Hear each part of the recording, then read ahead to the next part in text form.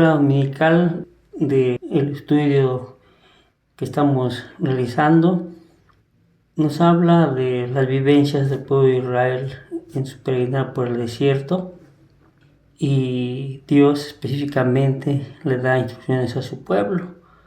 La lección 6 del andar en sus caminos, vamos a ver una vez más esto. La lectura está en Números 10, del 1 al 10, en el que se destaca una orden más.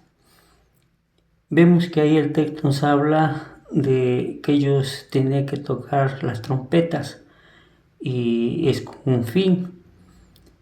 Entonces la introducción nos describe la función de las dos trompetas que la lección habla, 2 trompetas de plata. Y vemos que en su peregrinar del pueblo de Israel en el desierto tenían instrucciones precisas que cumplir. El tocar las trompetas nos habla de convocar a la congregación y hacer mover los campamentos, pero también tocarlas en los holocaustos, y había un orden al hacerlo.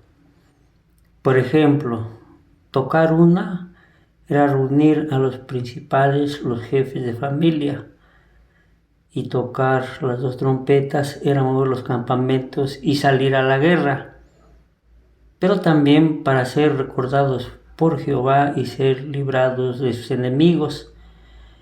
Y además tendrían que ser tocadas específicamente por los hijos de Aarón, los sacerdotes. Y vemos que Dios ayudaría en la guerra a su pueblo solo si se la llamaba con el sonido de trompetas. Dios les estableció estas condiciones para que su pueblo recibiera su ayuda, pero también tendrían una fiesta de trompetas, según Levítico 23-24, la cual se celebraba el primer día del 7º mes, probablemente como un recordatorio y una preparación para el día de la expiación que se acercaba. Así lo narra Levítico 23-27. Se resalta que esta tendría que ser tocada fuertemente por toda la tierra, es decir, las funciones de las trompetas eran muy importantes para el pueblo de Dios. Levítico 25:9 así lo describe. También las trompetas sería tocada para aclamar a Jehová el Rey, para darle la gloria y la honra, según el Salmo 98:26.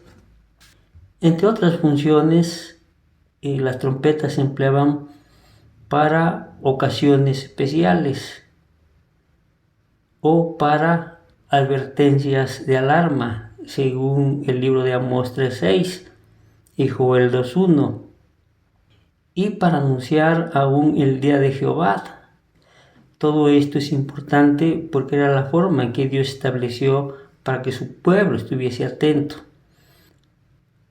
Y así lo dice el profeta: tocad trompetas en Sión y dad alarma en mi santo monte.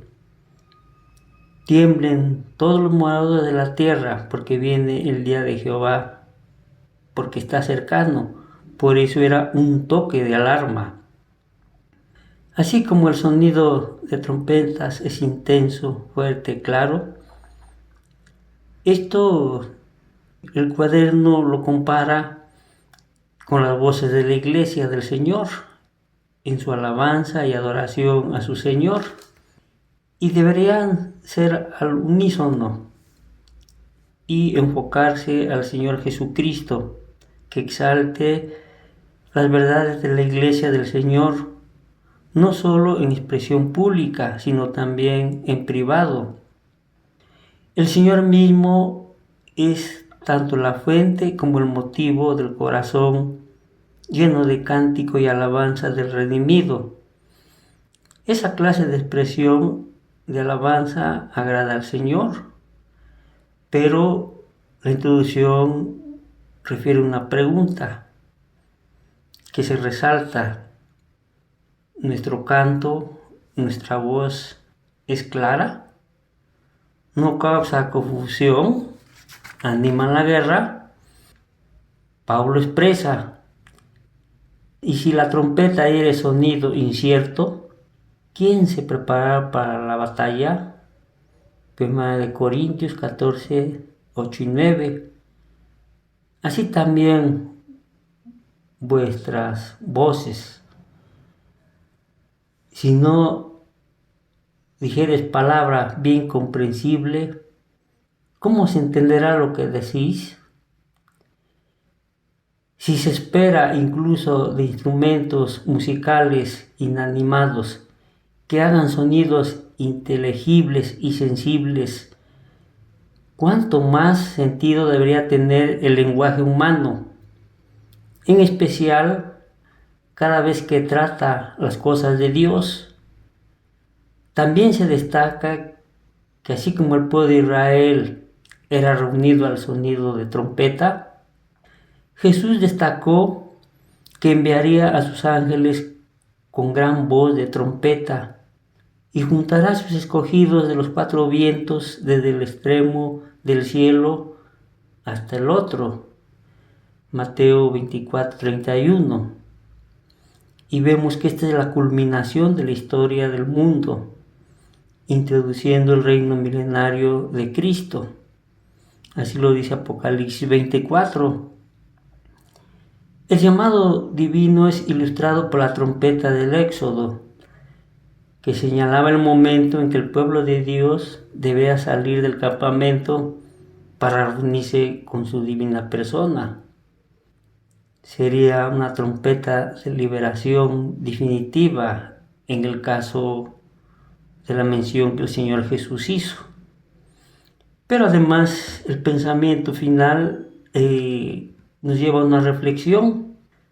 Destaca que durante nuestra peregrinación hay momentos en que el arca se detiene. Son momentos en que la iglesia se enfrenta a Satanás. La lucha de creyentes contra huestes espirituales de maldad, Efesios 6:12.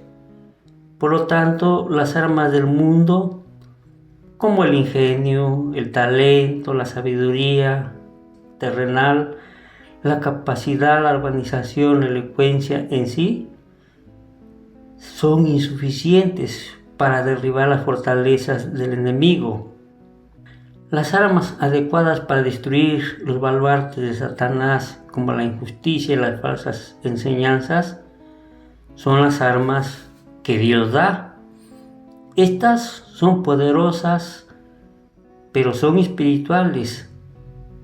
Pablo enumera, entre otras, la vida justa, la proclamación del Evangelio, la fe, el amor, la esperanza de salvación, la palabra de Dios y la oración constante.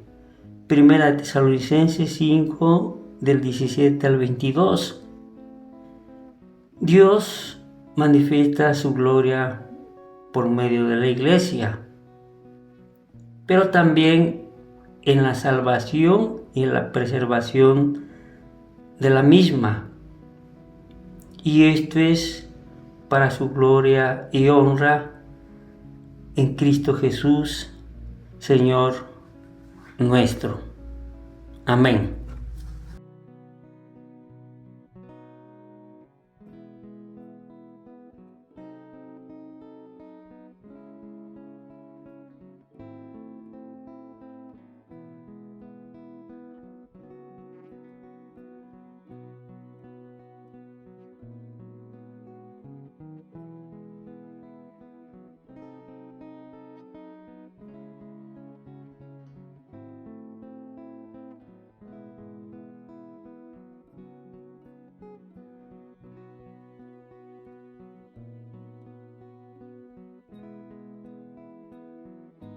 Les recordamos la página www.orizabacentro.org, donde encontrará todo lo relacionado a la palabra de Dios.